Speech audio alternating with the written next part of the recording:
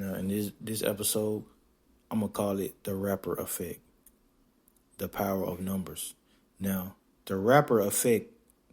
This episode is gonna be more about copywriting because copywriting is how it's really being done if you really look at it. So I'm gonna call it the rapper effect, the power of numbers. Now let's take first. Let me tell you why I call it the rapper effect, because a rapper is not really like real. So let's say a rapper has this cash.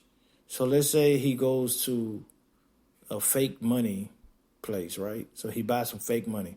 He gets like, let's say he buys like $10 million with $1,000, right? So he gets $1,000 and he buys $10 million worth of fake money. Now, how would he make the money with this? So okay, first he gonna be like, okay, I get on Spotify, I get on YouTube, I get on SoundCloud, I get on whatever, Apple Music, blah blah blah. Now I can put my links in the description.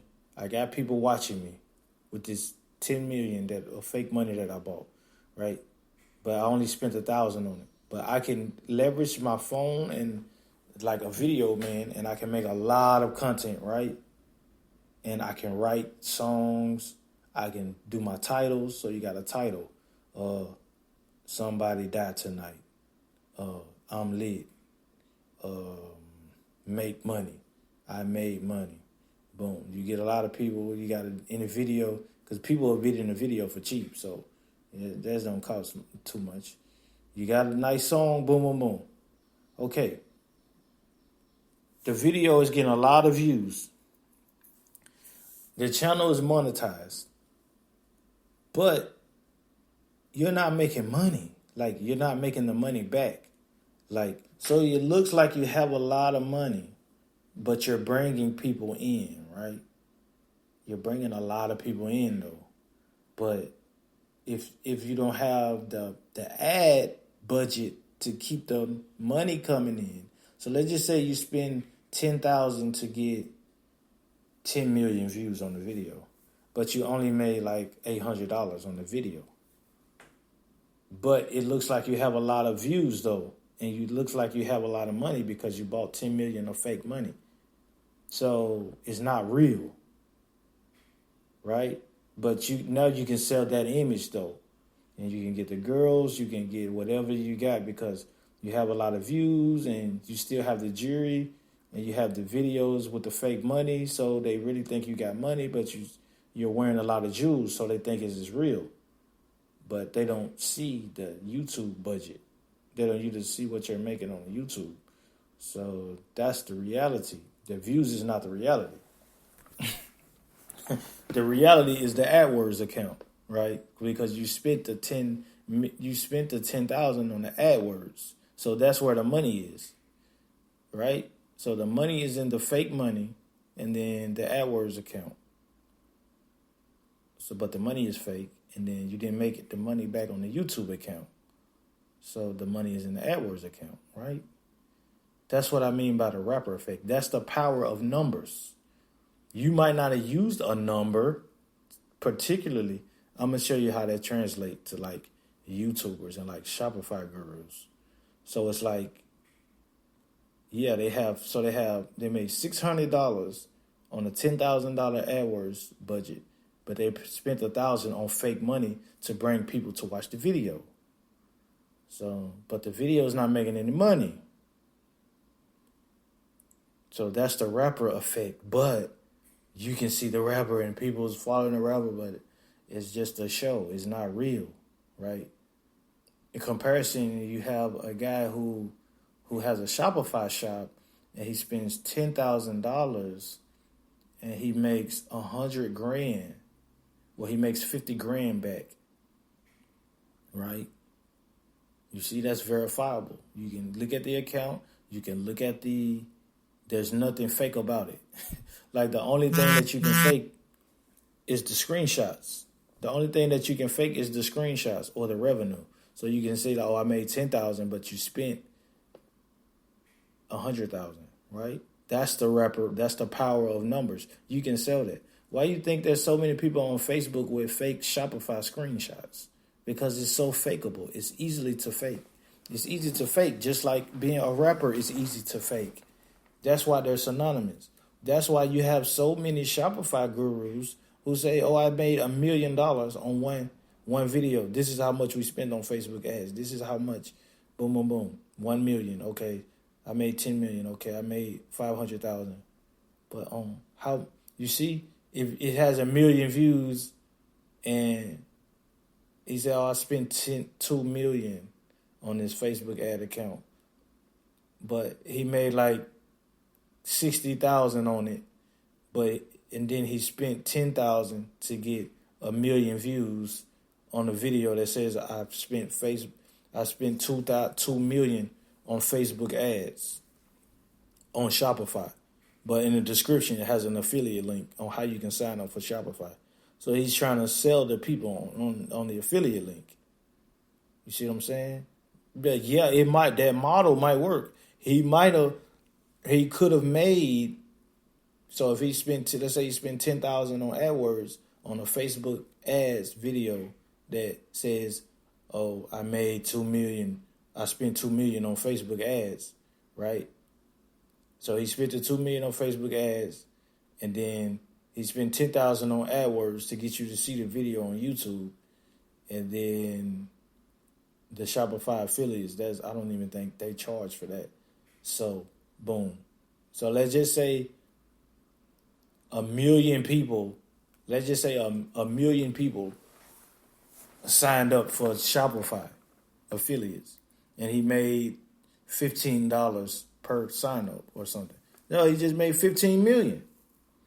You see what I'm saying? But he didn't make the money on the Shopify store, or he didn't make the money from what he spent on Facebook. You see what I'm saying? He's just selling you what he did on Facebook. He didn't make the money back from the 2 million he spent on Facebook. He made the money from the 10,000 that he paid for you to see the video on the Shopify. But he doesn't tell you about the 10,000. He just shows you. He's just telling you how he spent the 2 million. But he didn't tell you how he made the money on the 2 million back from Shopify. That's the illusion. You see what I'm saying? You should know, how do you make the money back on the 2 million that he spent on Facebook? What was he selling? How did they buy? What did they buy? What was the process of them buying? Did they buy through customer service? Did they buy through email? Why did they buy? It's so many factors that go in it. That's why I'm saying that's the power of the number. You just seen 2 million spent on Facebook and some millions of views, right? So you just seen the millions of views and the 2 million you spent on Facebook ads. You saw 2 million on the title of the YouTube video, and you seen 1 million views. But you don't see how they got the 1 million views, which could have been through AdWords, right? Which is linked to Google, and how you can advertise for a video. You see what I'm saying? That's the power of numbers. That's copywriting through YouTube. That's why I say YouTube is it's an illusion. People fall for that big illusion. It's craziness. It's craziness. It's absolute craziness. But I'm saying, I'm not saying it's bad. That's a good business move. Whoever's doing it is good business. It's amazing. It's amazing work. But I'm just saying, you should be able to see that shit. If you can't see that, then you're just, you don't get it. You don't get it. You just see, oh, I'm going to see what I can do on Shopify. But you don't see, why didn't you just go to somebody who knows how to actually sell on Shopify? They're not affiliates, right? They're sales. They sell on Shopify. That's what you should focus on. And, that's the power of numbers. Another way, I went with that. And well, numbers. Let's talk about like expensive stores. So you can make your store look expensive. Like that's another thing you have to do. Like make your store look expensive. When they come on your store, make sure like your 99s are lined up. Like if you're selling for 89.99 or like 109.99, like make sure that it's aligned and it looks good. Make sure if you're using euros, make sure the euro sign looks good. You see what I'm saying? If you use euros, if you're selling in the European audience, you can use euros, or you use dollar signs. You see, make sure that dollar sign is visible. And like a lot of people, you don't have to use compare to price. Like my issue with the compare to price, we use like, oh, it's $129, but now it's $99.99, and it's like that could be bad because it's like, oh, you're buying it at a discount when you could just show it what it is. And it's like shoppers are smart now. It's like you have a compare to, and it's like compare to what? Like I feel like if you're gonna do compare to pricing, like could show who it is comparing to. Like if you're gonna be like, oh, it's 99 here, 99.99 here, but if it says compared to, show eBay, show Amazon, show Walmart. Now you really got something. If you say compared to Walmart, compared to Amazon, compared to eBay, 129, and then you cross it out, and then it has 99 on your store. If you don't have that, then just put the price. Because now you look like a brand. You don't look like a discount store. Like if you do that, then you look like a discount store. Like they're going to compare the price anyway, so you're just wasting space. They don't care that it says, oh, compared to 129 when they can go on the shop and be like, oh, it's 87 here. So now you just look crazy because you like compared to 129 and they're like, no, it's not even 129. It's 87. So now you look like a tryhard because you tried to compare when you could have just put your price and it's like, this is my price. This is my brand price. So they're like, okay, I'm going to respect that because you're not comparing it to anything. You're just saying, this is my price. The mechanism is in your favor. You don't look like a discount store. Like if you do compare to price, but somebody finds a better price, then they're shopping for price. You don't want to get people, you don't want to compete on price if that's not your mechanism. Like Gucci is not competing on price. So they don't have, well, I'm not going to say that because I might get on Gucci's and I might look on their site and see compared to. But that works for them even if they do it. But I don't even think they do it. I don't think they do it like, I mean, yeah, it could work, but are you Gucci? You're not Gucci. Like, I feel like if it works better for the smaller brands to not have compared to. And if your store looks decent, looks nice and expensive, then it makes your price just look nice and poppy, and then people will like it. They're like, okay, I'm gonna buy from this because they feel like your checkout is good, everything is good because it looks expensive. They feel like you're making money. And like, okay, I'm gonna check out here because it looks good. But if they come to your store, it's like, oh, that's cheap, and it's like,